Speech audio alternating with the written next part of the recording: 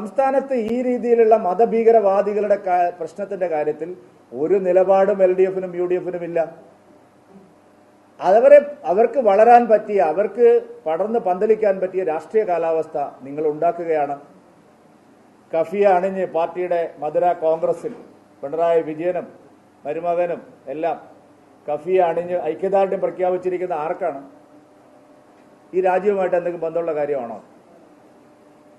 ഈ രാജ്യത്തിന്റെ ഏതെങ്കിലും നിലപാട് അവിടെ പ്രതിഷേധത്തിന് ആധാരമായിട്ടുണ്ടോ?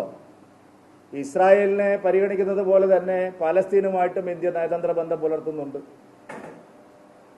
പാലസ്തീനുമായിട്ടുള്ള നയതന്ത്ര ബന്ധത്തിൽ എവിടെയാണ് ഹമാസിന് സ്ഥാനം?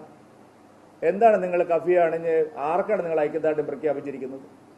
ഈ ഐക്യദാർഢ്യ പ്രഖ്യാപനത്തിലൂടെ എന്ത് സന്ദേശമാണ് നിങ്ങൾ നൽകിയിരിക്കുന്നത്? മറുപക്ഷത്തും അതല്ലേ, മുസ്ലിം ലീഗ് ഇതിനെല്ലാം ന്യായീകരിക്കുകയല്ലേ?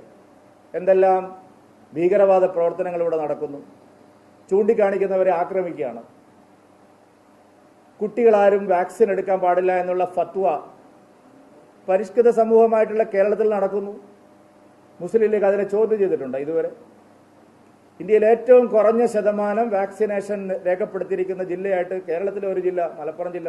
മലപ്പുറം എന്ന് പറയുമ്പോഴേക്കും ആൾക്കാർക്ക് ഭയങ്കര പ്രശ്നമാണ്, എന്തോ വലിയ അപരാധം കാണിച്ചത്. വാക്സിനേഷനെതിരായിട്ടുള്ള വലിയ സമരങ്ങൾ അവിടെ നടക്കുന്നു.